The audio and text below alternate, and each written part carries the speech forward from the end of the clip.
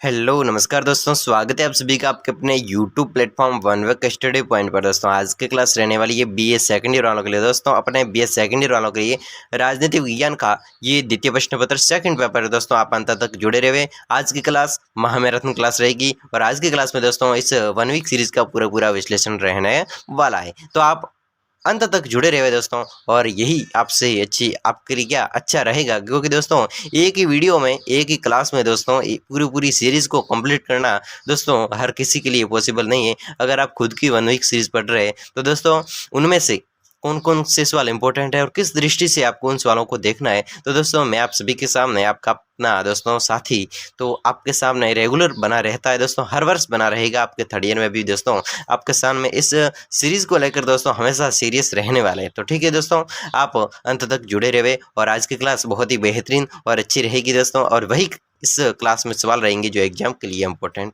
होंगे। तो दोस्तों जुड़े रहे। प्रतिनिधि राजनीतिक चिंतक, ये इसका शीर्षक रहेगा। तो अति लघुतरात्मक प्रश्नों की ओर आगे बढ़ते हैं। एग्जाम की दृष्टि से बेहद इंपॉर्टेंट सवाल बनते हैं कौन से, अति लघुतरात्मक प्रश्न। और अति लघुतरात्मक प्रश्नों को फटाफट देखेंगे दोस्तों, इतनी भी जल्दीबाजी नहीं करेंगे, लेकिन इसको समझते हुए आगे बढ़ते रहेंगे। आप अंत तक जुड़े रहो दोस्तों। पहला सवाल क्या कह रहा है कि प्लेटो द्वारा लिखित किन्हीं 4 पुस्तकों के नाम लिखिए। प्लेटो के द्वारा रचित 4 पुस्तकों के नाम लिखने हैं कि कौन कौन सी पुस्तकें प्लेटो के द्वारा रची गई। दोस्तों सवाल पूछा भी जा चुका बहुत सारे एग्जाम में, और प्लेटो के द्वारा 2 पुस्तकों के नाम। दोस्तों सवाल सेम है लेकिन अलग अलग एग्जाम में अलग अलग तरीके से पूछे गए कि प्लेटो के द्वारा कौन कौन सी 4 पुस्तकें लिखी गई। तो दोस्तों चलिए इसके आंसर की ओर आगे बढ़ते हैं। इसका आंसर क्या है कि प्लेटो द्वारा लिखी गई जो पुस्तक है वो पहली है रिपब्लिक। कौन सी? रिपब्लिक। दोस्तों ये प्लेटो के द्वारा लिखित है। ये प्लेटो का सर्वोत्तम ग्रंथ है। कौन सा?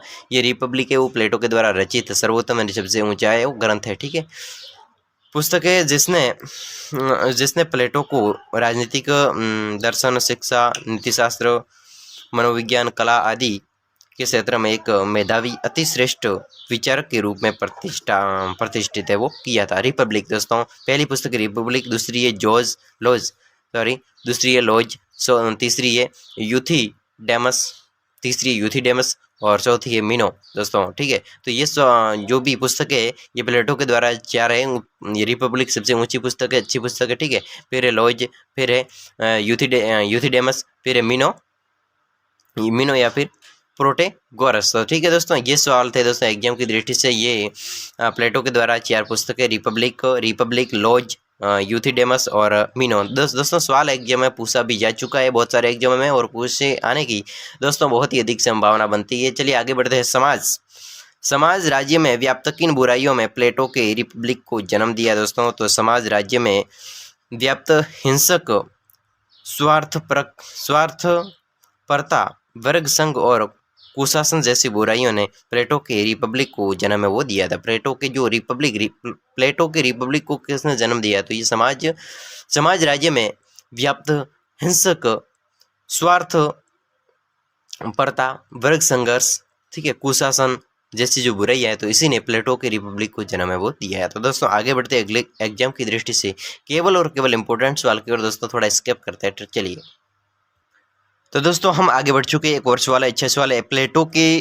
दोस्तों प्लेटो से संबंधित कोई भी सवाल दोस्तों एग्जाम में आपको देखने को जरूर मिलेगा। दोस्तों इसने वही सवाल आएंगे जो 2017 और 16 में पूछे गए, और वही दे रखे हुए जो पिछले एग्जाम में पूछे गए, तो वही दे रखे हैं। दोस्तों अगर आप खुद की 1 वीक सीरीज पढ़ रहे हैं तो बहुत ही अच्छी बात है, इन सवालों को देखने के लिए। और निबंधात्मक और लघुतरात्मक में से केवल और केवल उन्हीं सवालों को लेंगे जो एग्जाम की दृष्टि से अच्छे और पूछे जाने की संभावना। दोस्तों क्लास लंबी रहेगी लेकिन आप जुड़े रहे, आपको समझा कर आगे बढ़ता रहूँगा। ठीक है, तो क्या है प्लेटो के साम्यवाद का प्रमुख उद्देश्य? प्लेटो के साम्यवाद का प्रमुख उद्देश्य बताइए। दोस्तों प्लेटो के साम्यवाद सिद्धांत का सबसे बड़ा उद्देश्य था राज्य की एकता की रक्षा करना, शासकों के विशुद्ध विवेक की रक्षा करना, शासकों के विशुद्ध विवेक की रक्षा करना। तो ये प्लेटो के साम्यवाद का प्रमुख उद्देश्य था। तो दोस्तों आगे बढ़ते अगले सवाल की ओर। एग्जाम की दृष्टि से ये भी सवाल बनता है कि प्लेटो के संरक्षक वर्ग की अवधारणा को स्पष्ट की। प्लेटो ने जो संरक्षक वर्ग की अवधारणा दी थी तो उसका वर्णन करना है। तो दोस्तों किस प्रकार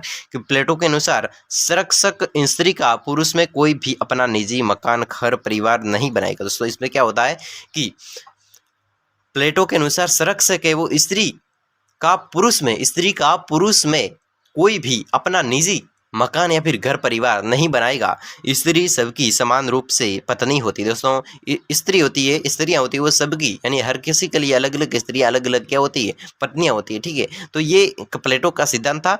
इनकी संतानें, जो भी पत्नियां होती है, पति होते हैं, तो उनकी संतानें होती है वो भी समान रूप से उसकी औलाद होती है, और क्या होती है, उसकी संपत्ति होती है। संपत्ति समान रूप से सबकी क्या होती है, उसकी संपत्ति हम मान सकते हैं। तो सबकी उसकी अपनी अपनी संतानें भी होती है।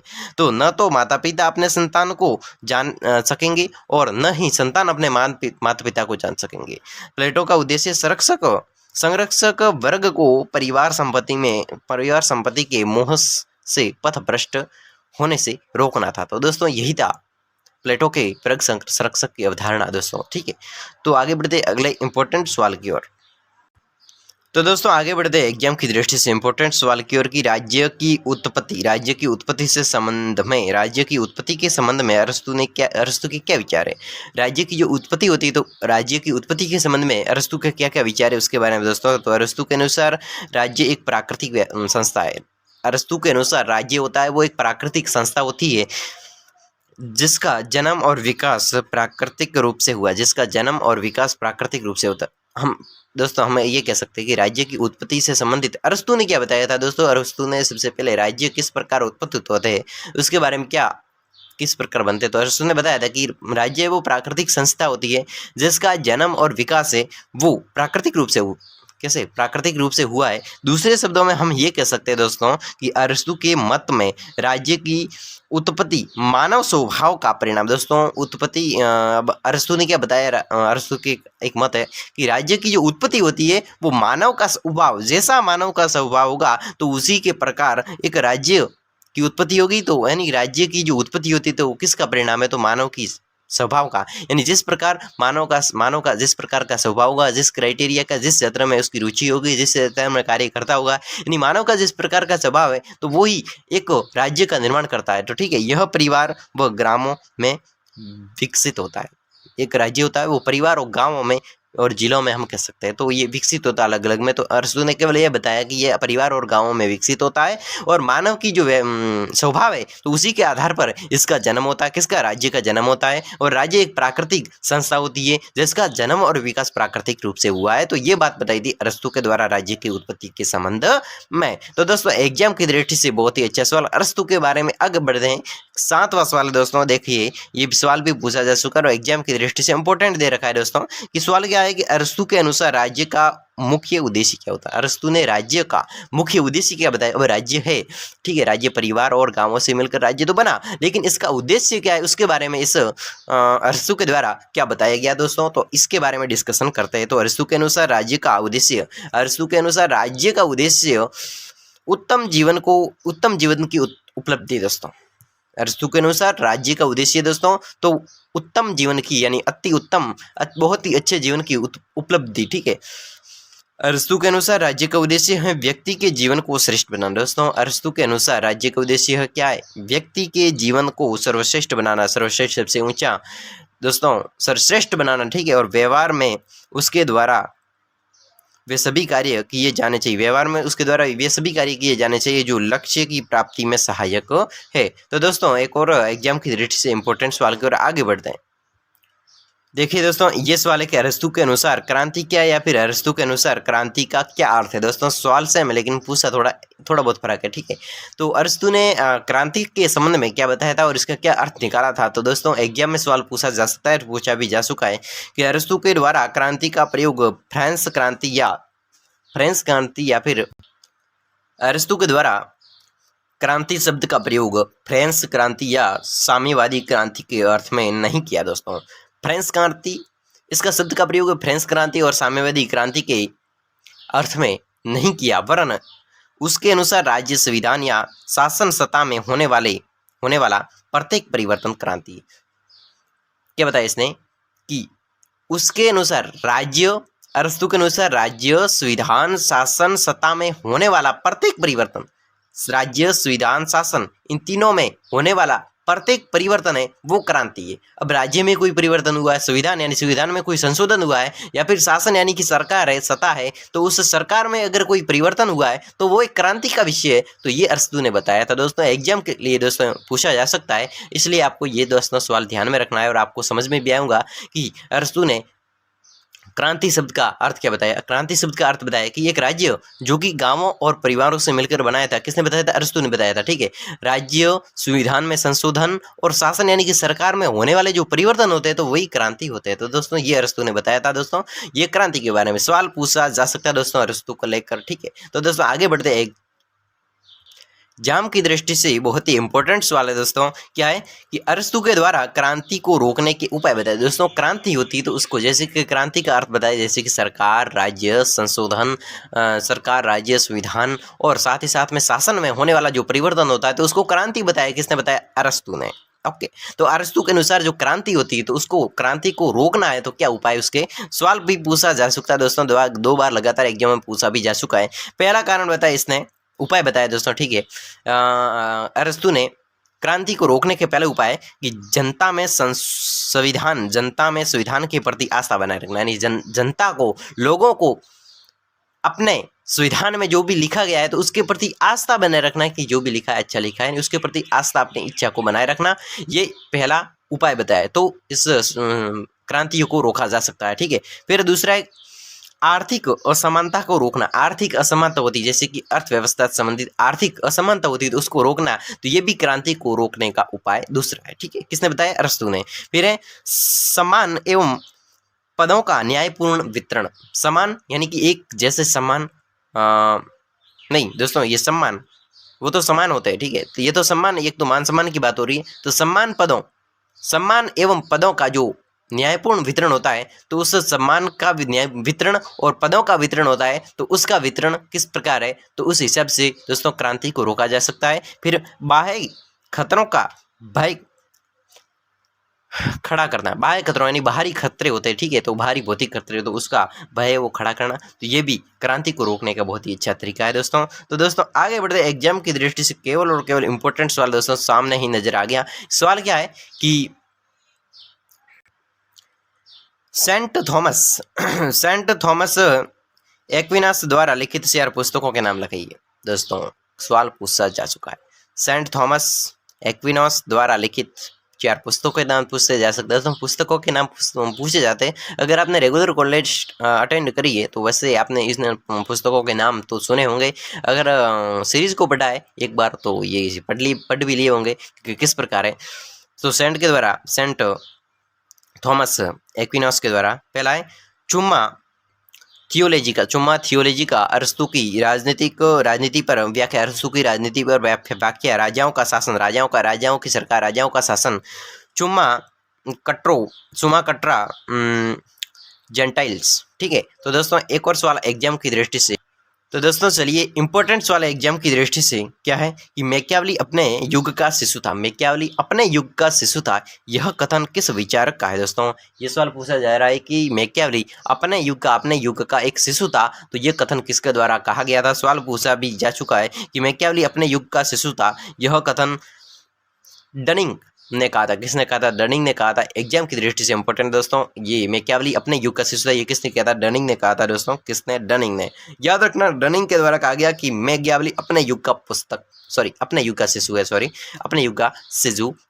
तो दोस्तों आगे बढ़ते अच्छे सवाल की ओर। अगला सवाल है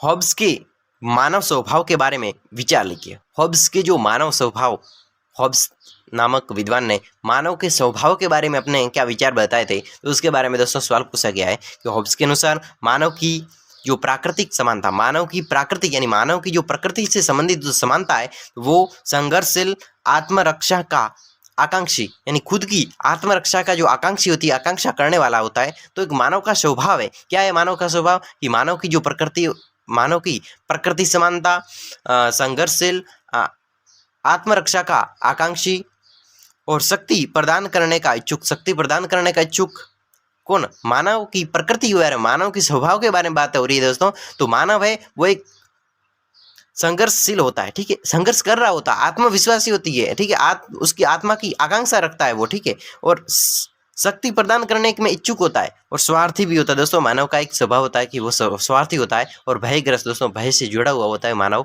तो ये भी उसका स्वभाव है। और अहमवादी यानी खुद के अंदर क्या घमंड की थोड़ा भाव होता है, तो ये भी अहम भी क्या है, घमंड है, और ये भी मानव की क्या स्वभाव प्रकृति के रूप में आता है। सवाल बड़ा इंपॉर्टेंट है और पूछा भी जा चुका है। अगला सवाल है 10वां सवाल। दोस्तों सवाल एग्जाम में पूछा भी जा चुका है और इंपॉर्टेंट सवाल बनता है। दोस्तों सीरीज में वही सवाल दे रखे, आप जानते भी होंगे कि जो इंपॉर्टेंट सवाल है और पिछले एग्जामों में पूछे, सारे के सारे दे रखे जो पिछले एग्जामों में पूछे गए दोस्तों, इसलिए हम ऐसा नहीं कह सकते कि ये परफेक्ट है दोस्तों, लेकिन जो इंपॉर्टेंट है और पूछा पिछले एग्जामों में कुछ में पूछा गया है और वहीं से सवाल अधिकतर पूछे जाते हैं, तो वही आपके सामने लाने की कोशिश करता हूँ 14 से लेकर 17 तक, ठीक है। तो वही सवाल है कि हॉब्स ने मानव स्वभाव की दो विशेषताएं कौन सी बताई। हॉब्स ने जो मानव स्वभाव की दो विशेषताएं वो कौन कौन सी बताई, तो उसके बारे में दोस्तों हॉब्स ने मानव की दो विशेषताएं। अब हॉब्स नामक विद्वान ने मानव की दो विशेषताएं यानी कि मानव के अंदर, हमने मानव के स्वभाव के बारे में तो पढ़ लिया कि मानव स्वार्थी होता है और दूसरे को शक्ति प्रदान करने वाला होता है, और स्वार्थी भी होता है, भयग्रस्त होता है, ठीक है, आत्मरक्षा की आकांक्षा करने वाला होता है, संघर्षशील होता है, मानव की जो प्रकृति से समानता होती है, तो ये भी क्या है, मानव का स्वभाव है। तो मानव के स्वभाव के बारे में हमने पढ़ लिया, तो मानव का जो स्वभाव की विशेषता है, तो उसके बारे में दोस्तों अच्छी बातें लिखनी है। तो अब इसके अनुसार मानव स्वभावतः स्वार्थी और झगड़ालू होता है। कैसा मानव है वो, स्वार्थी और झगड़ालू होता है। हॉब्स ने बताया था कि मानव की एक विशेषता है कि वो स्वार्थी होता है और झगड़ालू भी होता है। हॉब्स ने मानव को एकांकी, छली, दभी भी बताया। एकांकी भी होता है वो, यानी कि एक तरफा होता है, और छली भी होता है, छल भी कर सकता है किसी भी के साथ में, चाहे कितना अपना भी क्यों ना हो, लेकिन छली भी होता है। उसकी क्या है, एक विशेषता है, एक वो क्या दम्मी भी होता है, ठीक है, ठीक है। तो इसके साथ में दोस्तों अगला सवाल एग्जाम की दृष्टि से इंपॉर्टेंट बनता है। अगला सवाल है रूसो के सामाजिक समझौता सिद्धांत की दो विशेषता बताइए। रूसो के सामाजिक जो समझौता सिद्धांत है, तो उसकी दो विशेषता बताइए एग्जाम की दृष्टि से। इंपॉर्टेंट सवाल बनता है, रूसो के सामाजिक समझौता सिद्धांत की विशेषता बताइए। दोस्तों ये सवाल पूछा भी जा चुका है कि रूसो के द्वारा वर्णित सामाजिक समझौते के सिद्धांत की दो विशेषता बताइए। रूसो के द्वारा वर्णित सामाजिक समझौतों के सिद्धांत की विशेषता बताइए, यानी सामाजिक सिद्धांत है तो उसकी कौन कौन सी विशेषता है, तो उसके बारे में दोस्तों पहली विशेषता है कि समझौते की जो क्रिया होती है, समझौते की प्रक्रिया होती है, तो उसके द्वारा अलग अलग व्यक्तियों के निजी व्यक्तित्व के स्थान पर सामूहिक व्यक्तित्व स्थापित हो जाता है। यानी कि जो अलग अलग, जैसे कि समझौता हो रहा है, तो समझौते की जब क्रिया होती है तो उसमें अलग अलग व्यक्ति होते हैं, यानी कि एक विपक्षी दल के व्यक्ति होते हैं और पक्षी दल के अपने पक्ष के होते हैं, ठीक है। दोनों पक्षों के अंदर अगर झगड़ा हो रहा है और उसका समझौता हो रहा है कि इसमें भाई फैसला करना है, तो ठीक है, उसमें समझौता हो रहा है, दो अलग अलग व्यक्तियों के, अलग अलग पार्टियों के मध्य अलग अलग व्यक्तियों के जो निजी व्यक्तित्व के स्थान पर एक सामूहिक व्यक्तित्व स्थापित, निजी व्यक्तित्व होता है तो उसके स्थान पर सामूहिक, यानी कि सबका जो मिलजुल कर दोनों का सामूहिक व्यक्तित्व स्थापित हो जाता है। कि पहले तो व्यक्तित्व अलग अलग था, एक पार्टी का सदस्य यहाँ पर था, एक पार्टी का सदस्य यहाँ पर था, तो इन दोनों के बीच में जब समझौता हुआ, यानी कि फैसला होने की बात हुई, तो फैसला होने के बाद में वो जुड़ जाते हैं और एक ग्रुप बन जाता है। तो यानी कि क्या हो जाता है, व्यक्तित्व के स्थान पर सामूहिक, यानी कि समूह बनता है, सामूहिक व्यक्तित्व स्थापित हो जाता है। जिसकी एक पृथक पहचान होती है, जीवन और इच्छा होती है, ठीक है। तो ये था एग्जाम की दृष्टि से इंपॉर्टेंट सवाल। दोस्तों ये पहली विशेषता थी, एक और विशेषता को डिस्कशन करते थे। सामाजिक समझौते के परिणाम स्वरूप मनुष्य वास्तविक रूप से स्वतंत्र हो जाता है। यानी सामाजिक समझौतों के जो परिणाम निकले, जैसे कि सामाजिक समझौते होते, एक पार्टी ये थी, एक पार्टी ये थी, इन दोनों के बीच में समझौता हुआ और एक मिलजुल कर एक गुट बन गया, एक समूह बन गया, तो ये पहली विशेषता थी, ठीक है, सामाजिक समझौते थी, ठीक। तो आगे बढ़ते हैं, ये जब सामाजिक समझौता हो जाता है, ठीक, तो समझौते के परिणाम स्वरूप, समझौता होने के बाद में मनुष्य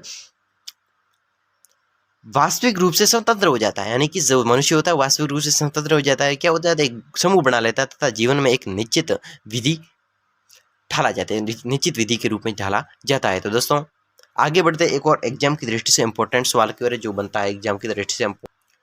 अगला सवाल है, बेंथम और मिल के उपयोगितावाद के बाद में कोई दो अंतर बताइए। दोस्तों बेंथम और मिल के उपयोगितावाद में कोई अंतर बताना है। बेंथम और मिल ने जब उपयोगितावाद के अलग अलग सिद्धांत बताए तो उसमें कौन कौन से मेन अंतर है तो उसके बारे में दोस्तों पहले दो अंतर है। बेंथम की जो विशेषता है, बेंथम की उपयोगितावाद की विचारधारा के अनुसार मनुष्य अपना सुख चाहता, यानी कि बेंथम ने अपनी उपयोगितावाद जो सिद्धांत विचार बताया तो उस विचार में उपयोगितावाद विचार में मनुष्य अपना सुख चाहता। क्या चाहता है मनुष्य? कोई भी मनुष्य अपना ही सुख है वो चाहता है। मनुष्य स्व केंद्रित है दोस्तों। मनुष्य क्या है? एक स्व केंद्रित है, अपने खुद के अंदर केंद्रित है, यानी खुद का ध्यान रखने, खुद स्व केंद्रित है और उसका सीधा लक्ष्य अपना सुख है। उस मनुष्य का जो सीधा लक्ष्य होता है किसी भी मनुष्य का, उस वो मनुष्य है तो मनुष्य बेंथम के अनुसार उपयोगिता की दृष्टि से देखे तो मनुष्य खुद का सुख चाहता है, खुद ही सुख रहना चाहता है। स्व केंद्रित यानी खुद के अंदर ध्यान रखना है, यानी खुद के लिए फायदे की बात हो रही तो यानी कि स्व केंद्रित होता है, ठीक है। और साथ में सीधा लक्ष्य अपना सुख चाहता है, जबकि दूसरे के सुख को अपने जीवन को लक्ष्य यानी दूसरे का सुख होना ये अपने जीवन में कभी ये ढालता नहीं है कि मेरे कारण किसी दूसरे को सुख मिले, तो ये मनुष्य का कोई लक्षण नहीं है। तो ये बात किसी बेंथम ने बताई। और दूसरे के सुख में अपना सुख देखता है, दूसरे के सुख में कभी अपना भी सुख नहीं देखता है। और साथ ही साथ में दूसरे के खुश यानी कि दूसरे की खुशी को अपने जीवन का लक्ष्य बनाता है। दूसरे की खुशी को मनुष्य मिल के अनुसार क्या है दोस्तों, यूँ है कि बेंथम ने तो ये बताया कि मनुष्य स्वार्थी होता है, मनुष्य खुद ही सुख रहना चाहता है और स्व केंद्रित होता है और सीधा लक्ष्य अपना सुख चाहता है, यानी खुद खुश रहना चाहता है, दूसरों की चिंता नहीं करता है। लेकिन मिल ने क्या बताया कि मिल ने ये बताया कि मनुष्य का जो जीवन है वो दूसरे को खुश करने के लिए, दूसरे को सुखी करने के लिए और दूसरे को खुश देखना चाहता है, तो उसी दूसरे को खुश रखता है तो खुद भी खुश रहता है। तो ये किसने बताया? मिल ने बताया। और आगे बेंथम ने बताया कि अधिकतम व्यक्तियों के अधिकतम हित के सिद्धांत को एक नैतिक सिद्धांत की अपेक्षा राजनीतिक सिद्धांत समझाता था दोस्तों। अधिकतम व्यक्तियों के अधिकतम हित के सिद्धांत को एक नैतिक सिद्धांत के अपेक्षा राजनीतिक सिद्धांत को समझाता था, जबकि मिल का उपयोगिता का सिद्धांत उसके हाथों व्यापकता के लिए निर्देशक सिद्धांत बनाने की अपेक्षा व्यक्तिगत नैतिकता का सिद्धांत बन गया है। दोस्तों अगला सवाल है मार्क्सवादी समाज की प्रमुख विशेषता बताइए। मार्क्सवादी सिद्धांत की मार्क्सवादी जो समाज है तो उसकी कौन कौन सी विशेषता है, ये सवाल आपके एग्जाम में पूछा जा सकता है दोस्तों। मार्क्सवादी समाज समानता पर आधारित होगा। जो मार्क्सवादी समाज होता है वो समानता पर आधारित होगा। तो मार्क्सवादी समाज की कौन कौन सी विशेषता, समाज की बात हो रही है, मार्क्सवादी समाज, ठीक है। मार्क्सवादी जो समाज है तो वो समानता पर आधारित होगा। किस पर? समानता, यानी हर किसी को समान रूप से देखा जाएगा, समानता पर आधारित होगा। उसमें शक्ति और दमन का कोई स्थान नहीं होगा, शक्ति और दमन का कोई स्थान नहीं होगा।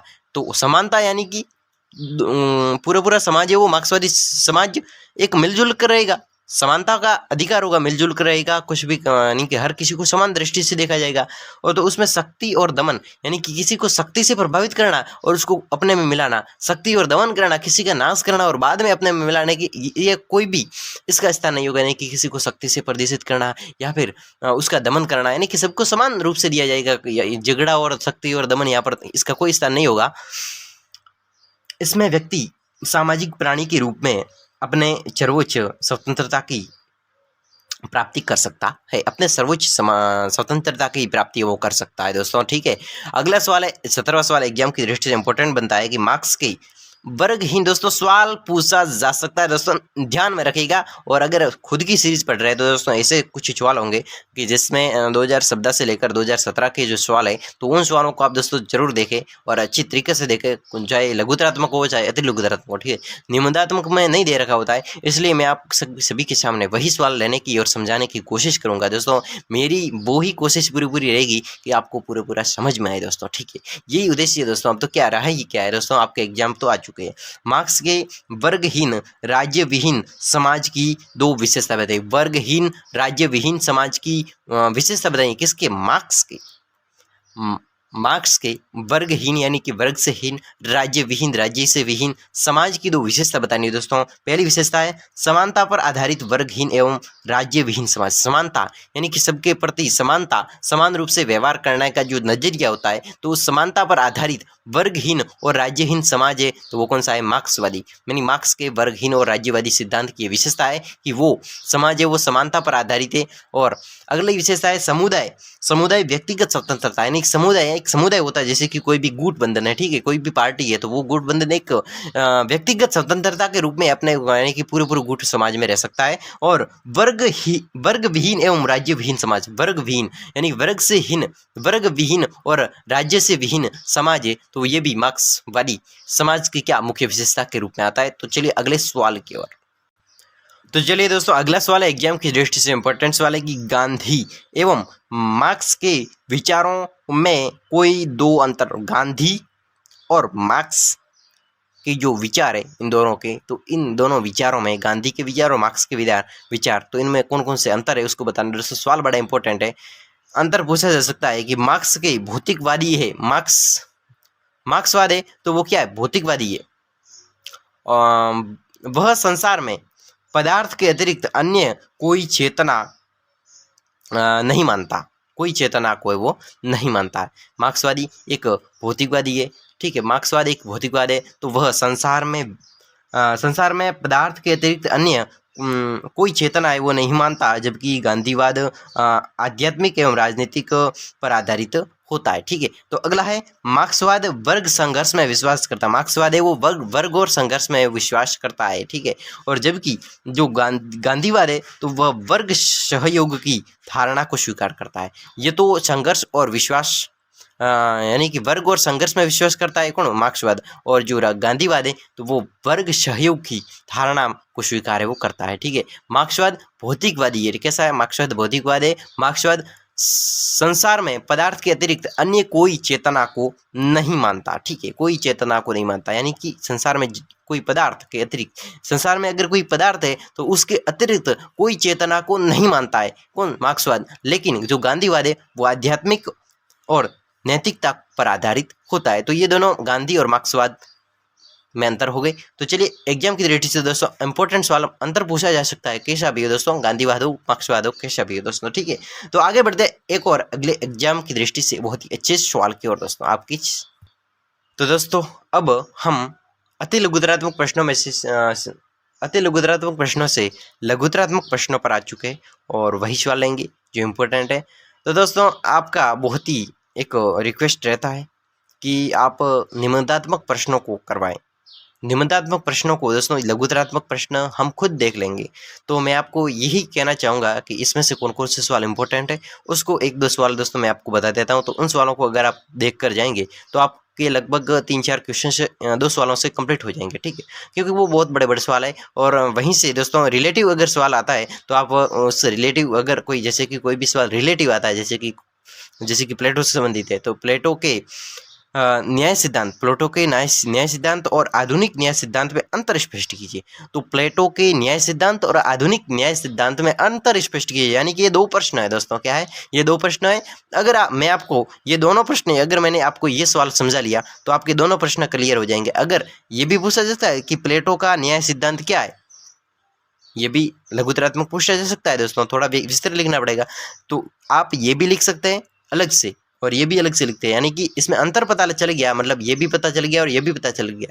अगर प्लेटो से रिलेटिव अगर आपके एग्जाम में सवाल पूछा जाए तो प्लेटो के न्याय सिद्धांत और आधुनिक न्याय सिद्धांत में अगर अंतर लिखोगे, इसमें से काफ़ी मेन पॉइंट है, विशेषता है, तो वही लिखोगे तो आपको नंबर मिल जाएंगे दोस्तों। ऐसा नहीं कि काट लिया जाएगा, ऐसा नहीं होता है। लेकिन जो पूछा गया है उससे रिलेटिव अगर आप कुछ लिखते हैं, उससे रिलेटिव थोड़ा बहुत, अगर छोटा सवाल है तो उसमें नहीं चलेगा, बहुत बड़ा सवाल है तो उसमें चलता है, थोड़ा बहुत रिलेटिव लिखते हैं तो नंबर मिल जाता है दोस्तों, टेंशन लेने की बात ही नहीं रहती है। तो दोस्तों आप ऐसे सवालों को मैं कुछ बता लेता हूं तो एग्जाम की दृष्टि से इंपॉर्टेंट और पूछे जाने की संभावना बनती है। फिर हम बढ़ते हैं निबंधात्मक सवालों की ओर और निबंधात्मक सवालों को हम समझने की कोशिश करते हैं दोस्तों। मेरा प्रयास रहेगा दोस्तों कि आपको पूरा समझ में आए और आप दोस्तों ध्यान लगाकर देखें। तो यही सवाल तो दोस्तों इम्पोर्टेंट सवाल बनता है एग्जाम की दृष्टि से दोस्तों। सवाल पूछा जा सकता है कि प्लेटो का न्याय सिद्धांत और आधुनिक न्याय सिद्धांत में अंतर बताइए, सवाल पूछा जा सकता है, देख लेना, ठीक है। अगला इम्पोर्टेंट सवाल है, अरस्तु के नागरिकता सिद्धांत का वर्णन कीजिए। अरस्तु के नागरिकता सिद्धांत का वर्णन कीजिए, यानी अरस्तु ने नागरिकता के सिद्धांत के बारे में क्या वर्णन किया था, क्या बताया था, क्या सिद्धांत रखा था। तो दोस्तों सवाल पूछा जा सकता है, तो एग्जाम की दृष्टि से इंपॉर्टेंट भी बनता है। तो अरस्तु के अगर नागरिकता सिद्धांत के बारे में अगर कोई दूसरा सवाल पूछ लिया जाए तो आप उससे रिलेटिव देख कुछ लिखोगे अरस्तु के बारे में दोस्तों, क्या विचार थे, तो नंबर आपको मिल जाएंगे। और सवाल भी बड़ा इंपॉर्टेंट है दोस्तों, अपनी सीरीज में देख लेवे, अपने सिलेबस में देख लेवे, जो भी अपने स्तर पर आप देख रहे हैं तो वो जरूर इस सवालों को देखें। अगला सवाल है, मैकियावेली के राज्य संबंधी विचारों का परीक्षण कीजिए। मैकियावेली के राज्य संबंधी विचारों का परीक्षण कीजिए। मैकियावेली के राज्य संबंधी विचार है दोस्तों, सवाल बड़ा इंपॉर्टेंट है, देख लेवे। अगला इंपॉर्टेंट सवाल है कि लोक के अधिकार संबंधी विचारों का विश्लेषण कीजिए। लोक के किसके, लोक के अधिकार संबंधी जो विचार है तो उसका विश्लेषण कीजिए। सवाल बड़ा इंपॉर्टेंट है दोस्तों, अपने स्तर पर देख लेवे कि लोक के अधिकार संबंधी जो विचार है, किसी भी क्षेत्र में अधिकार, यानी लोक के प्राकृतिक अगर अधिकारों की बात करें तो उसके बारे में क्या विशेषता है, उसका विश्लेषण करना है दोस्तों, उसकी व्याख्या करनी है। सवाल बड़ा इंपॉर्टेंट। तो चलिए दोस्तों, निबंधात्मक सवाल की ओर एग्जाम की दृष्टि से केवल और केवल इंपॉर्टेंट सवाल होंगे निबंधात्मक सवालों में से, तो उन्हीं सवालों को देखेंगे और अच्छे सवाल होंगे तो वही सवाल लेंगे और आपको समझाने की पूरी पूरी कोशिश की जाएगी दोस्तों। आप समझे, आप समझने की कोशिश करें दोस्तों, मेरी कोशिश पूरी पूरी रहती है, तो आप भी अपनी पूरी पूरी समझने की कोशिश कीजिए दोस्तों। अगर आप वैसे बैठे हैं तो पूरा अपना ध्यान लगाइए और कुछ अगर आपको ऑनलाइन ये सेवा पेश हो रही है तो दोस्तों कुछ इसका फ़ायदा उठाइए, यही दोस्तों आपके लिए इच्छा रहेगा। और अपने दोस्तों के साथ में इस वीडियो को शेयर कीजिए, जो भी सेकेंड ईयर का स्टूडेंट है और राजनीतिक विज्ञान पॉलिटिकल साइंस की ये सीरीज पढ़ना चाहता है तो उसके साथ में दोस्तों शेयर जरूर करें, क्योंकि उसके लिए भी अच्छा साबित हो जाए और आपकी क्या कुछ अच्छा हो सके दोस्तों। तो अच्छे के लिए ये सब कुछ होता है, आपके लिए भी अच्छा है, मेरे लिए भी अच्छा है दोस्तों, और अच्छे के लिए ये सेवा, यूट्यूब की सेवा भी अच्छे के लिए हो रही है, ठीक है। तो दोस्तों आगे बढ़ते केवल और केवल इम्पोर्टेंट सवाल की ओर। तो निबंधात्मक सवालों में से ये सवाल है, प्लेटो के साम्यवाद सिद्धांत का आलोचनात्मक परीक्षण कीजिए। प्लेटो के साम्यवाद सिद्धांत है, तो उस साम्यवाद सिद्धांत का आलोचनात्मक परीक्षण कीजिए। तो सवाल बड़ा इंपॉर्टेंट है, आंसर की ओर आगे बढ़ते हैं। तो प्लेटो के साम्यवाद के स्रोत कौन कौन से, तो प्लेटो के साम्यवाद विचारधारा पूर्णतया मौलिक नहीं थी। प्लेटो की जो साम्यवाद सिद्धांत की बात हो रही थी तो साम्यवाद के पहले स्रोत पढ़ेंगे, तो कौन कौन से स्रोत है, तो पहला स्रोत है स्पार्टा नगर राज्य, क्रीट नगर राज्य, एथेंस, यूरिपाइड का नारी साम्यवाद विचार, और तात्कालीन यूनानी नगर राज्यों की परिस्थितियां, प्लेटो के साम्य सिद्धांत की विशेषताएं। दोस्तों प्लेटो के साम्यवाद स्रोतों के बाद में प्लेटो के साम्यवाद सिद्धांत की कौन कौन सी विशेषता है उसके बारे में। तो प्लेटो के साम्यवाद सिद्धांत की दो भागों में बांटा गया है। कितने भागों में, प्लेटो के जो साम्यवाद सिद्धांत है उसको दो भागों में बांटा गया है। पहला संपत्ति का साम्यवाद, संपत्ति का साम्यवाद, दूसरा है पत्नियों का साम्यवाद। संपत्ति का साम्यवाद, दूसरा है पत्नियों का साम्यवाद। यहाँ पर पृथक दोनों रूपों की विशेषताओं का विश्लेषण करेंगे। यहाँ पर पृथक रूप से दोनों, यानी कि संपत्ति और पत्नियों का दोनों का पृथक रूप से विशेषताओं का विश्लेषण करेंगे। तो पहला आ रहा है संपत्ति का साम्यवाद, ठीक है। प्लेटो के संपत्ति के साम्यवाद का विवेचन निम्न बिंदुओं को देखते हैं। तो प्लेटो के साम्यवाद सिद्धांत का जो पहला बिंदु है तो वो कौन सा है, संपत्ति का साम्यवाद। कौन सा, संपत्ति का साम्यवाद है। तो संपत्ति के साम्यवाद की दार्शनिक परिभाषा, संपत्ति के जो साम्यवाद है तो उसकी दार्शनिक परिभाषा। प्लेटो के अनुसार साम्यवाद का अर्थ है परिस्थितियों से उन सारे तत्वों को दूर करना। कोई भी परिस्थिति हो तो उससे उन सारे तत्वों को दूर करना जिसके कारण आत्मा का विकास रुकता है, क्योंकि आत्मा का विकास परिस्थितियों के अनुरूप होता है। आत्मा का जो विकास होता है तो परिस्थितियों के अनुसार, परिस्थितियों के अनुरूप होता है। साम्यवाद ऐसे अवांछित तत्वों का निराकरण कर आत्मा के लिए अनुकूल वातावरण का निर्माण करता है। जो साम्यवाद होता है तो वो अवांछित तत्व होते तो उसका निराकरण करके आत्मा के लिए जो अनुकूल वातावरण का जो निर्माण होता है तो वही होता है। फिर बार्कर के शब्दों में साम्यवाद का अर्थ है, बार्कर नामक विद्वान के शब्दों में इसका साम्यवाद का अर्थ है कि आत्मा आध्यात्मिक साधनों की क्रियाओं के रास्ते में, आध्यात्मिक साधनों की क्रियाओं के रास्ते में बाधाओं को दूर करना तथा उसके कार्य क्षेत्र का निर्माण करना। आगे है संपत्ति के साम्यवाद की राजनीतिक व्याख्या। संपत्ति के साम्यवाद की राजनीतिक व्याख्या। प्लेटो के संपत्ति सिद्धांत, प्लेटो के संपत्ति संबंधी साम्यवाद का राजनीतिक तथा व्यवहारिक पक्ष भी है। प्लेटो का मानना है कि राज्य में आर्थिक और राजनीतिक शक्तियों के एक ही हाथ में संयोग होने से बहुत बड़ी राजनीतिक गड़बड़ी होती है, भ्रष्टाचार को प्रोत्साहन मिलता है। इसलिए भ्रष्टाचार की समाप्ति के लिए प्लेटो इन दोनों शक्तियों के बीच में पृथकता चाहते हैं। इसलिए प्लेटो के राजनीतिक सत्ता को विवेक की अधीनता में रखना भी चाहिए। तो दोस्तों अगला है प्लेटो की जो संपत्ति साम्यवाद सिद्धांत है। तो संपत्ति साम्यवाद सिद्धांत का तीसरा बिंदु है संपत्ति के समन्वय की स्वरूप। संपत्ति का समन्वय, किसी भी संपत्ति का जो समन्वय होता है यानी कि उसको मैनेजमेंट करना है तो उसको व्यवस्था के रूप में किस प्रकार के फायदे वगैरह यानी कि किस प्रकार उसको व्यवस्थित रखना वगैरह, यानी संपत्ति के साम्यवाद किस प्रकार उसका संग्रह वगैरह, तो ये उसका क्या है, संपत्ति का साम्यवाद के रूप में आता है। ठीक है, तो चौथा पॉइंट आता है तो संपत्ति के साम्यवाद की दोस्तों संपत्ति के साम्यवाद की विशेषता। पहली विशेषता नैतिक साम्यवाद। नैतिक साम्यवाद संपत्ति के क्षेत्र में आरंभ से प्लेटो ने एक नैतिक रूप न संपत्ति के क्षेत्र में देखे तो प्लेटो ने एक नैतिक रुख अपनाया। यानी कि प्लेटो ने एक नैतिक रूप अपनाया है। प्लेटो का कहना है कि यदि अभिभावक वर्ग को अपनी जीविका उपार्जन में लगा रहना पड़े तो आर्थिक जीवन बिताने के कारण तृणा की भावना पैदा हो, यानी उससे कारण तृणा की भावना वो पैदा हो जाती है। ठीक है, तो उसके अंदर स्वार्थ आ जाएगा, तो उसके अंदर क्या आ जाएगा, स्वार्थ आ जाएगा। और जहाँ स्वार्थ वहाँ विवेक टिक नहीं पाता, जहाँ पर स्वार्थ होता है तो वहाँ पर विवेक होता है वो क्या टिक नहीं सकता है। अतएव नैतिक दृष्टि से अभिभावक वर्ग अपने निर्दिष्ट कार्यों का संपादन कर सके, इसलिए उसे आर्थिक जीवन से छुटकारा दिलाना आवश्यक था। और अभिभावक वर्ग को आर्थिक जीवन वंचित करना ही प्लेटो का साम्यवाद है। तो दोस्तों आगे बढ़ते अच्छे इंपॉर्टेंट सवाल की ओर।